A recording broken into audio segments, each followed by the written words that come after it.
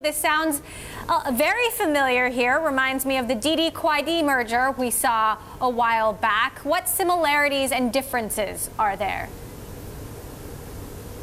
Yeah, it is absolutely one of those ride-sharing companies merging together after a cash-burning battle. Really, seeing some fearsome, sour, frosty battles between these two companies before, but now they've merged. According to our sources, the new entity is valued at $2 billion, and the companies are already starting to seek new funding for expansion. The companies, I think the most interesting part is the person that they picked as CEO, who's Wang Gang. He's an early investor in Yunmanman, one of the companies, but he's also a backer in Ofo and also Didi, the company that actually beat Uber out of China. So the truck market in China is fascinating. 80% of cargo in China carried by truck. Many trucks spend hours at a time simply standing empty. What is the potential here for disruption?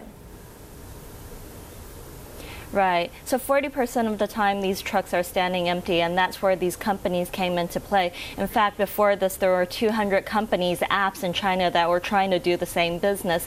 Yunmanman and Huochebang emerged as the largest players. What they do is they provide cargo information from scalpers in China's vast, unruly cities, and then link them with the drivers. And they also provide maintenance service like truck repairing and also gasoline providing for these companies across China. So I guess with the new money that they're going to raise, they're probably going to build out more of these service maintenance centers and also upgrade their IT infrastructure.